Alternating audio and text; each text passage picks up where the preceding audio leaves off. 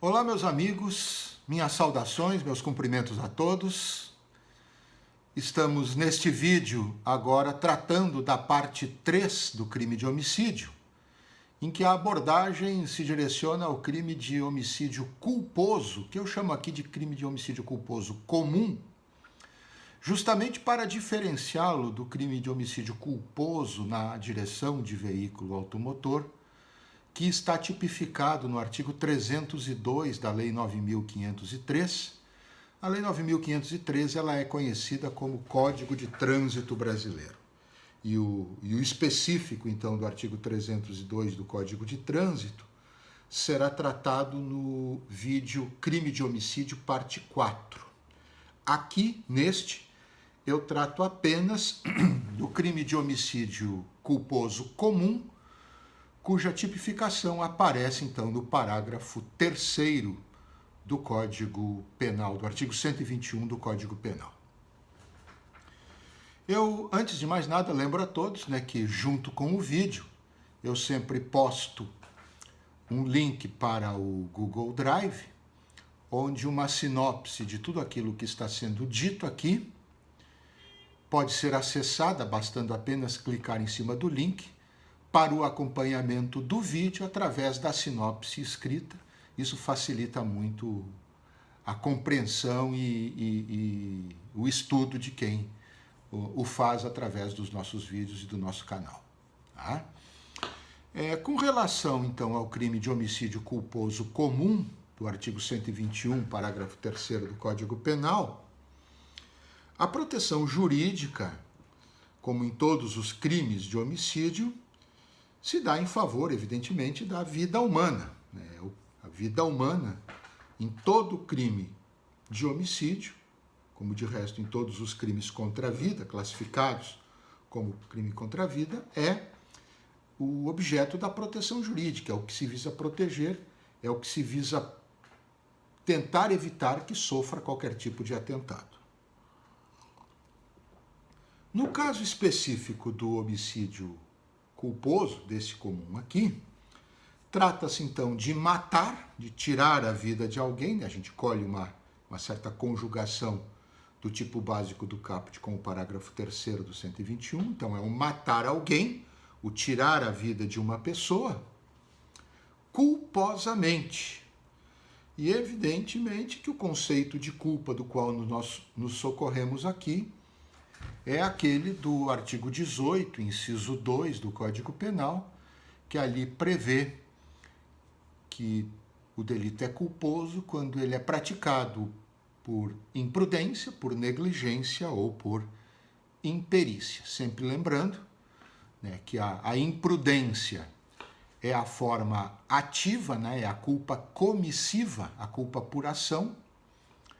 A negligência é o oposto, é a forma negativa, a culpa por omissão. E a imperícia é a culpa decorrente da não correspondência de uma justa expectativa que nós depositamos sobre alguém em relação ou em decorrência da sua profissão, da sua arte, do seu ofício, enfim, do grau de perícia que se deva esperar da pessoa, em função exatamente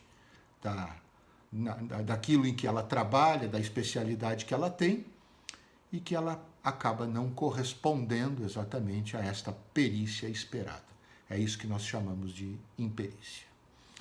Então, matar alguém por imprudência, culpa por ação, por negligência, culpa por omissão, ou por imperícia, quando então a pessoa da qual nós podemos exigir um comportamento perito especializado não se comporta dessa forma.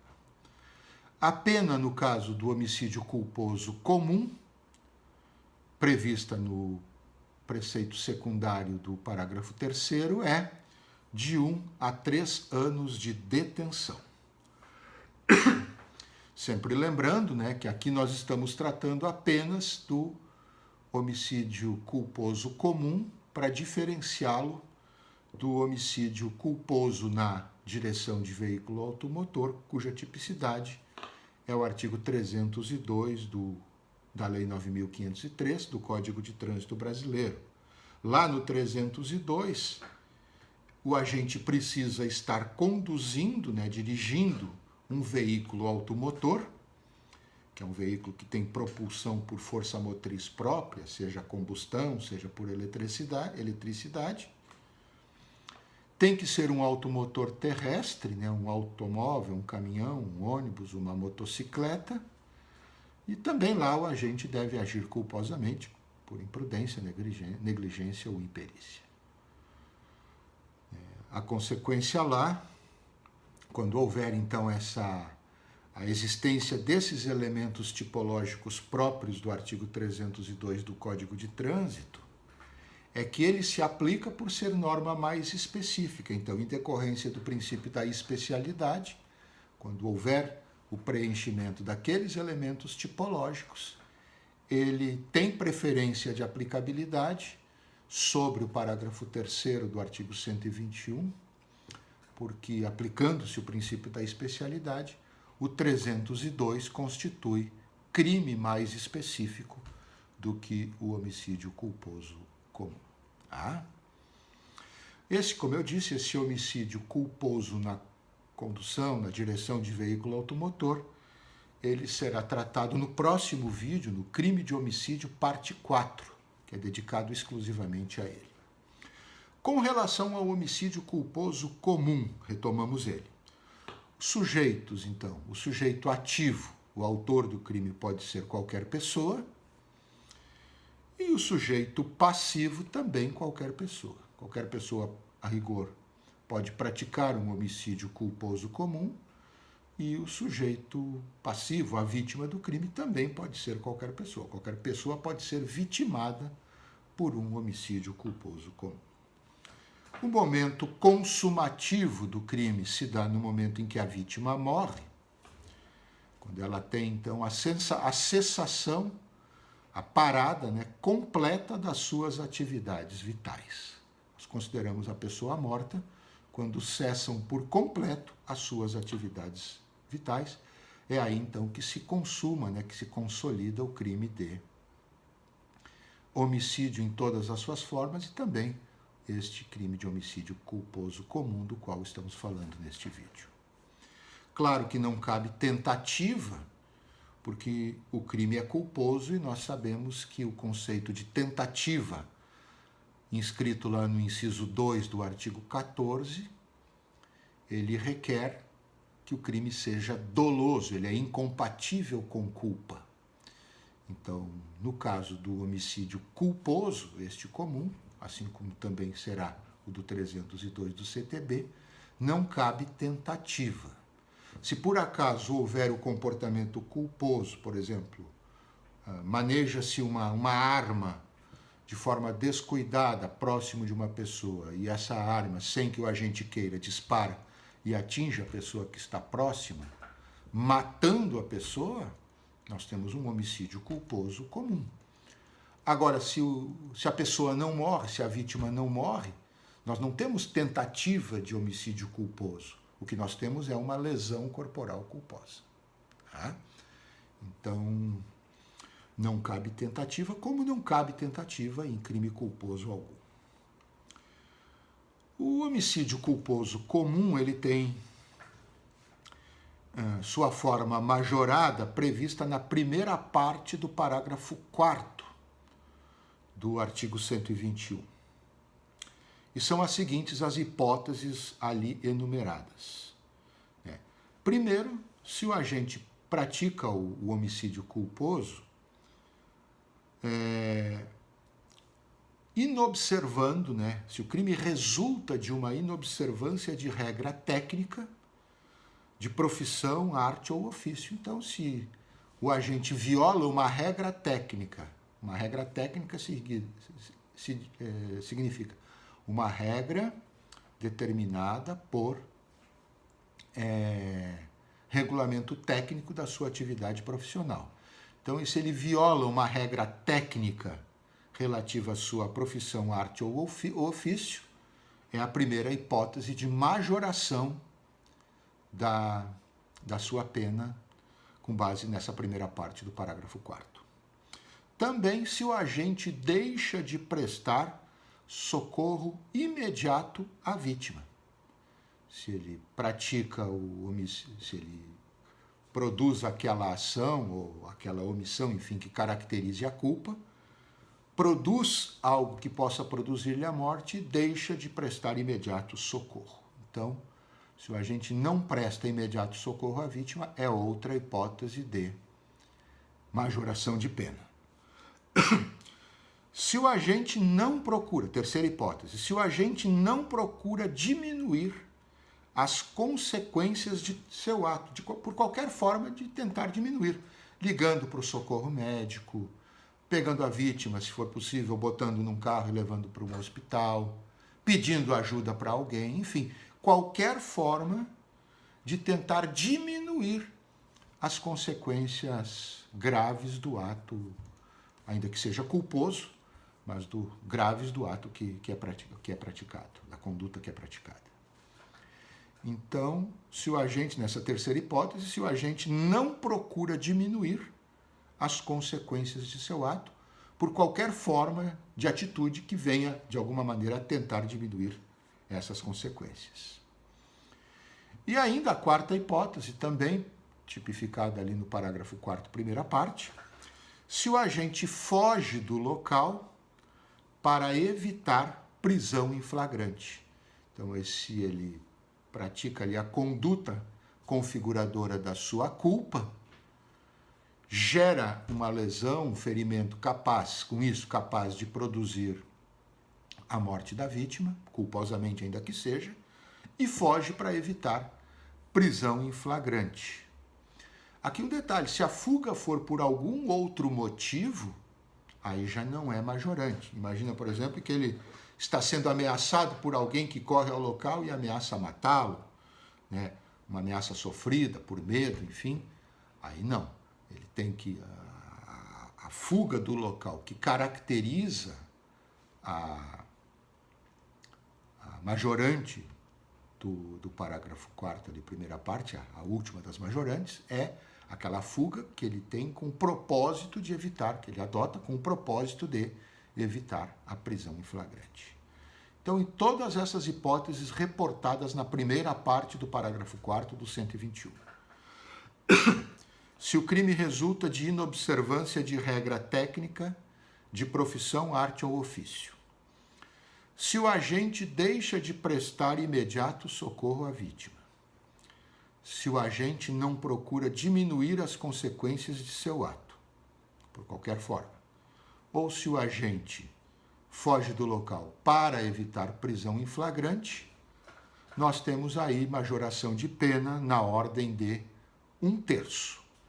O parágrafo 4º prevê exatamente que a fração, então, aplicável de majoração de pena, lá na terceira fase da dosimetria, é de 1/3. O parágrafo 5º do artigo 121, ele trata do perdão judicial.